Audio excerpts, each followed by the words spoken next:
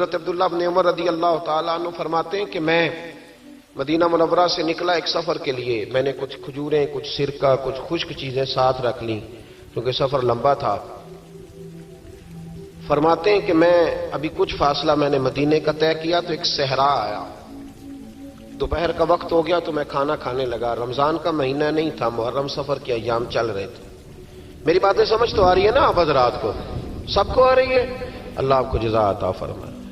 کہتے میں دوپہر کے کھانے کے لیے وہاں رکا. میں نے وہ کھجوریں نکالی، سرکہ نکالا، کھانے لگا تو ایک چرواہا بکریاں چراتا چراتا آ گیا.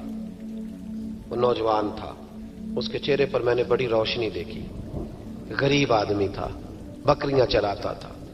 ہم لوگ بھی جب کھانا کھانے بیٹھتے ہیں تو کوئی آ جاتا ہے تو اس کو دعوت دیتے ہیں، بھئی آ جا تو بھی کھانا کھا لے.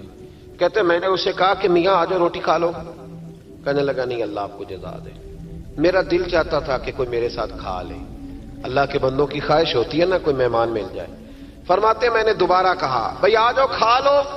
کہنے لگا نہیں حضور اللہ آپ کو جزا دے. میں نے دوبارہ تیسری دفعہ اصرار کیا، میاں تھوڑی سی کھا لے. کہنے لگا حضور اصرار نہ کریں، میں نے روزہ رکھا ہوا ہے. آج مزدور جو ہے نا ان سب نے رٹا لگا کے یہ سبق یاد کیا ہے کہ میں چونکہ محنت کرتا ہوں تو میں نام بھی رکھوں تو خیر ہے. رمضان کے روزے بھی مزدور چھوڑ دیتے ہیں. اللہ کسی شخص پر وہ بوجھ نہیں ڈالتا جو وہ اٹھا نہ سکے. رب بندوں سے پیار کرتے، اسے پتا تھا انہوں نے مزدوریاں کرنی ہیں. مزدور روزہ رکھ کے دیکھے، وہ دیکھے اسے کچھ بھی نہیں ہوگا.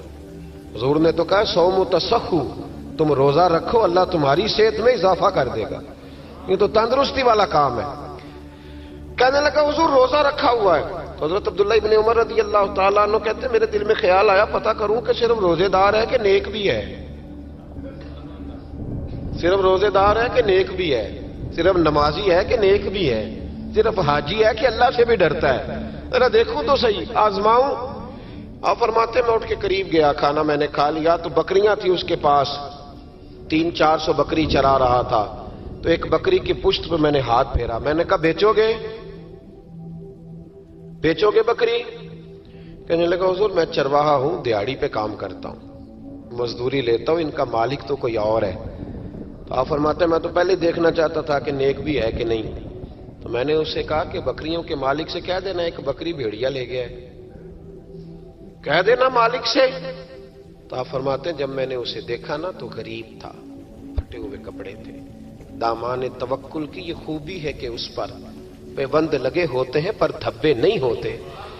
آپ فرماتے ہیں کہ میں نے کہا کہ کہنا کہ بھیڑیا لے گیا تھا.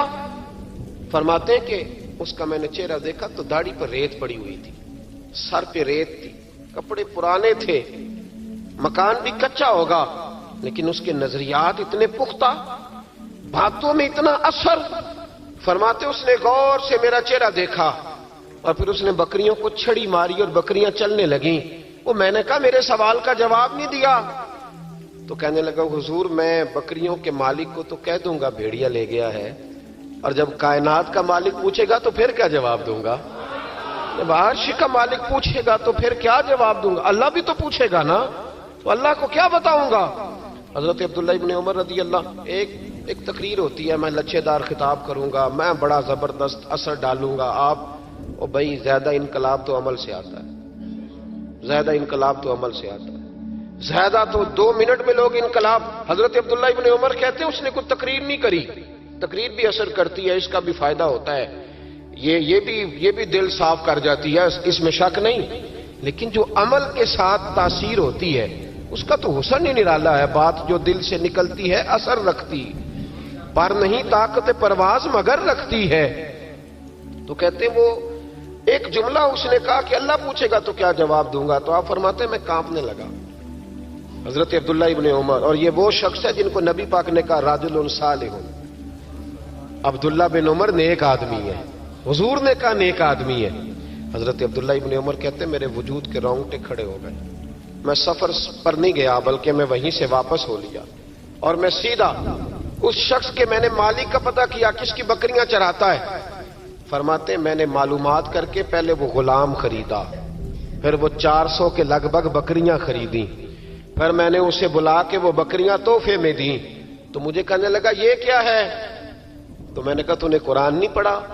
اللہ سورہ طلاق میں فرماتا ہے کہ تم مجھ سے ڈر جاؤ، میں ہر مشکل سے نکلنے کا تمہیں راستہ دے دوں گا، وَيَرْزُقْهُ مِنْ حَيْثُ لَا يَحْتَسِبُ، اور تمہیں وہاں سے روزی دوں گا جہاں سے تمہارا کبھی گمان بھی نہیں گیا ہوگا۔ فرمایا تو چونکہ اللہ سے ڈرتا تھا تو یہ رب کریم نے تجھے روزی عطا فرمائی ہے، یہ بکریاں اب تیری ہیں۔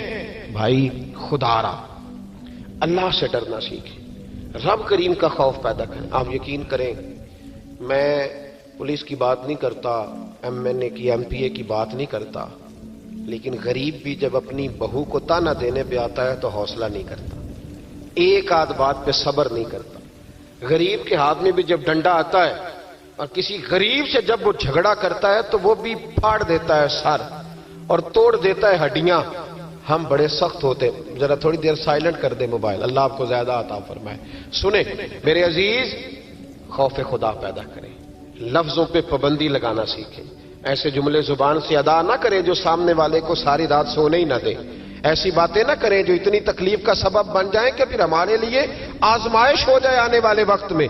میرے نبی پاک علیہ الصلوۃ والسلام نے ہمیں خوف خدا کا راستہ دکھایا ہے، ہمیں بتلایا ہے پاک صاف زندگی گزارنا چاہتے ہو تو اب سے رب سے ڈرو۔ ایک بزرگ تھے بغداد کے، شیخ حسن ان کا نام تھا۔ وہ جب نماز کی امامت کرتے نا، بغداد کی جامع مسجد کے امام تھے، جب امامت سے فارغ ہوتے تو کہتے اے اللہ میرے شہر کے اس تاجر کی 2 بیویوں پہ اپنا رحم فرما، اے اللہ میرے شہر کے اس تاجر کی 2 بیویوں پہ اپنا۔ تو شاگرد اکثر سنتے کہ ہر نماز کے بعد استاد جی دعا کرتے ہیں، شاگرد پوچھتے حضور اس تاجر کی وہ بیویاں، نہ تاجر کا نام نہ بیویوں کا پتہ، تو آپ فرماتے تمہیں کیا، میں دعا کرتا ہوں نا، جس رب کی بارگاہ میں کرتا ہوں اس رب کو تاجر کا بھی پتہ ہے، بیویوں کا بھی پتہ ہے۔ تو ایک دن سارے شاگرد اکٹھے ہو کے بیٹھ گئے، استاد جی آج بتائیں تو صحیح معاملہ کیا ہے، آج ذرا آپ بات تو کریں، معاملہ کیا ہے، وہ کون سا تاجر، کون سی بیویاں؟ تو شیخ حسن فرمانے لگے کہ بغداد کا ایک تاجر تھا، بے اولاد تھا۔ اللہ اکبر۔ تو وہ اکثر تجارت کی غرض سے ملک شام جایا کرتا تھا، اس کی اولاد نہیں تھی، کئی مہینے اسے ملک شام میں رہنا پڑتا تھا۔ اس کے دل میں خیال آیا کہ میں یہاں ایک نکاح ہی نہ کر لوں، میرے پاس اتنی مال و دولت ہے۔ تو وہ گیا، اس نے وہاں جا کے ایک شادی کر لی، مکان بنا لیا، نکاح کر لیا۔ پہلی بیوی کو بتا نہ سکا، یہ جو خواتین ہوتی ہیں بڑی جاسوس ہوتی ہیں، انہیں پتہ چل ہی جاتا ہے، ان کے پاس کچھ ایسے ذرائع ہوتے ہیں، بلکہ میں کہا کرتا ہوں کہ اللہ نے انہیں حیث دی ہوتی ہے۔ یہ وہ جب مشین بنی تھی نا جھوٹ پکڑنے والی، تو اس وقت ایک بڑے دانشور نے کہا تھا، اس نے کہا تھا یہ غلط کیا گورنمنٹ نے مشین بنائی ہے جھوٹ پکڑنے، خاوند کا جھوٹ پکڑنا تھا تو اس کی بیوی سے بات کر لیتے، وہ فٹافٹ پکڑ لیتی ہے، اس کو پتہ ہوتا ہے کہ معاملہ کیا ہے، خاوند کو بھی پتہ ہوتا ہے۔ اور یہ محبت کا رشتہ ہے نا، اس میں نبی پاک صلی اللہ علیہ وسلم نے حضرت عائشہ صدیقہ رضی اللہ تعالیٰ عنہ سے کہا تھا کہ جب تم مجھ سے راضی ہوتی ہے تب بھی مجھے پتہ چل جاتا ہے، اور جب ذرا تیری توجہ اس طرف نہیں ہوتی تب بھی مجھے پتہ چل جاتا ہے۔ یا رسول اللہ کیسے؟ تو حضور فرمانے لگے جب تم مجھ سے راضی ہوتی ہے تو کہتی ہے مجھے رب محمد کی قسم ہو صلی اللہ علیہ، اور جب کسی بات میں تیری توجہ بٹی ہوتی ہے تو کہتی ہے مجھے رب ابراہیم کی قسم ہو۔ تو حضرت عائشہ صدیقہ مسکرا پڑی، کہنے لگی یا رسول اللہ اللہ نے آپ کو بڑا علم عطا فرمایا ہے، وہ تو سارا پتہ چل جاتا ہے۔ تو بیوی پتہ کر لیتی ہے، اسے خبر ہوتی ہے۔ ایسے بھی یہ لباس ہے مرد کا، مرد اس کا لباس ہے، دونوں ہی جانتے ہیں، کمزوریاں بھی خوبیاں بھی۔ تو وہ جب اس دفعہ تاجر آیا نا، تو ایک دفعہ ملک شام سے نکاح کے بعد تو بیوی محسوس کرنے لگی کہ بدلے بدلے سے میری سرکار نظر آتے ہیں، نہ تو کپڑے دھلنے والے ہیں، نہ اس طرح اس کی طبیعت ہے، کوئی معاملہ ہے۔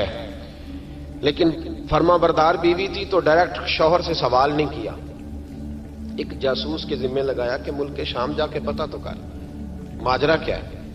وہ گیا، اس دفعہ جب یہ ملک شام گیا نا چند مہینوں کے بعد دوبارہ، تو وہ پیچھے گیا کہ کہنے لگا کہ میں کچھ بتا نہیں سکتا، تکلیف والی بات ہے، لیکن مسئلہ یہ ہے کہ تیرے خاوند نے وہاں نکاح کیا ہوا ہے، ایک گھر بھی لیا ہوا ہے، ایک بیوی بھی ہے۔ اس نے کہا چلو آتے ہیں تو بات کرتی ہوں۔ لیکن اب کہ جب یہ آیا نا واپس ملک شام سے تو بڑا شدید بیمار ہو کے آیا، شدید بیمار، خاتون کہتی ہے مجھے پوچھنے کا موقع ہی نہ ملا، وہ بیمار ہی اتنا تھا، میں نے مناسب ہی نہ سمجھا، تیمارداری کرتی رہی، تندرست ہوگا تو بات کروں گی، اللہ نے موقع نہ دیا، وہ تاجر انتقال کر گیا۔ ادھر دیکھیں جی میری طرف، وہ انتقال کر گیا۔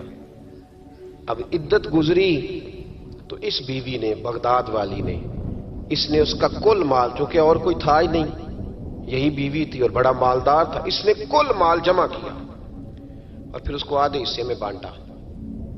عدت گزرتے اس نے 2 سواریوں کا بندوبست کیا، اس جاسوس کو ساتھ لیا اور اس بیوی کے پاس پہنچی جو ملک شام رہتی تھی۔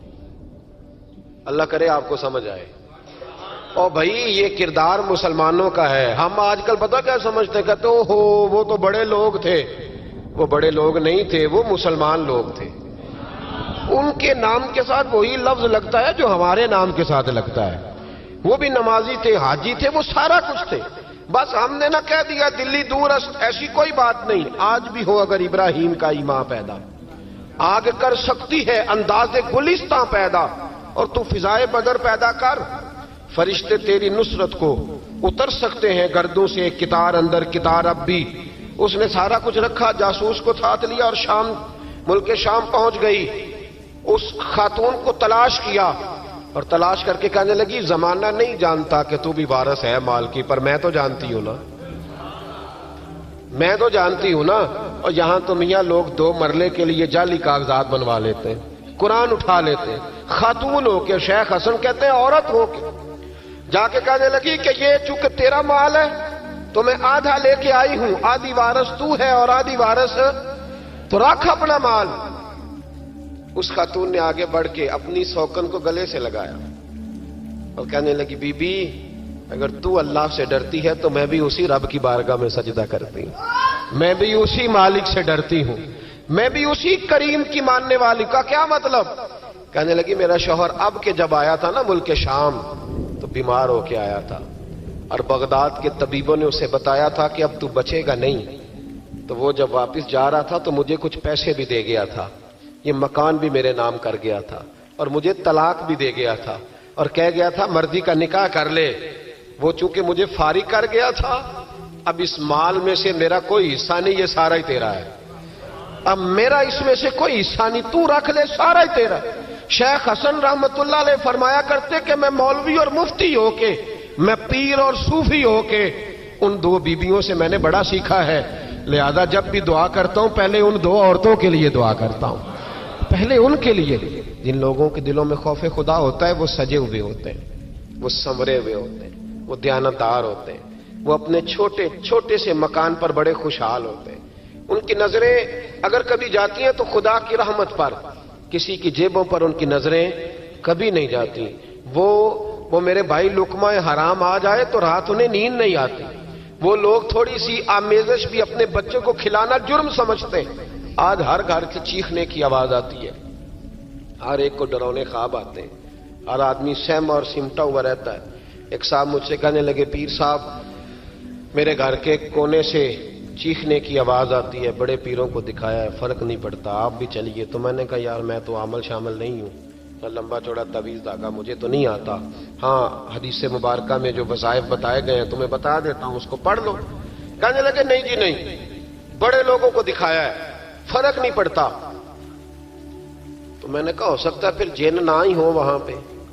کہنے لگے آپ کا کیا خیال ہے؟ تو میں نے کہا اگر کسی یتیم کا مال گھر کے کسی کونے میں لگ جائے تو پھر چیخنے کی آوازیں بند نہیں ہوتی، وہ پھر ہمیشہ آتی، پھر گھر سے خوف آتا ہے۔ اور اگر کسی کے پیسے دبا کے آدمی رات کو سوئے پھر اسے ڈراؤنے خواب آتے ہیں، پھر اللہ اسے تنبیہ کرتا ہے۔ پھر وہ تعویذوں والا مسئلہ نہیں، وہ توبہ والا مسئلہ، وہ استغفار والا مسئلہ، وہ اللہ سے ڈرنے والا معاملہ ہے۔ رب کریم کا خوف، اللہ کا ڈر، یہ انسان کو سجائے گا، یہ سنوارے گا۔ ہم مسلمان ہیں، ہر دوسرا لفظ ہمارا یہ ہوتا ہے کہ ہمارا رب ہمیں دیکھ رہا ہے، ہر دوسرا لفظ یہ ہوتا ہے کہ مر جانا ہے، وقت آنے والا ہے، ہر دوسرا جملہ یہ ہوتا ہے کہ قیامت میں اللہ حساب کتاب کرے گا۔ تو بھئی جب ہر دوسرے فقرے پہ یہ بات بولتے ہو تو پھر بدلنا کب ہے؟ پھر سچ کب بولنا ہے؟ پھر دیانتداری کب کرنی ہے؟ اگر یہ پاک کہہ کہ مر جانا ہے، کنفرم ہے، پھر اس کی تیاری کب کرنی ہے؟ پھر اس کے لیے پروگرام کب بنانا ہے؟ جس آدمی نے ایک ہفتہ بعد عمرے پہ جانا ہے وہ ٹکٹ آج کرائے گا یا ابھی کرائے گا؟ شام کو جانا ہو تو ہفتہ پہلے کرائے گا نا. تو یہ کس طرح کا جانے والا ہے جو کہتا ہے اس وقت تیاری کروں گا جب پکا پتہ چل جائے گا کہ شام کو مر جانا ہے. اللہ کا خوف ہمیں سجائے گا، ہمیں سنوارے گا. زندگی میں بڑی بہاریں ہم نے دیکھ لی، بڑے رنگ دیکھ لیے، بڑے لوگوں کو اپنے ہاتھوں سے دفن کیا، بڑی باتیں ہمیں آتی ہیں، بڑی کہاوتیں ہم جانتے ہیں. کسی کو 30 سال ہو گیا علماء کی تقریریں سنتے، کسی کو 40 سال بیت گئے خطاب سنتے، کسی کو 15 سال ہو گئے بات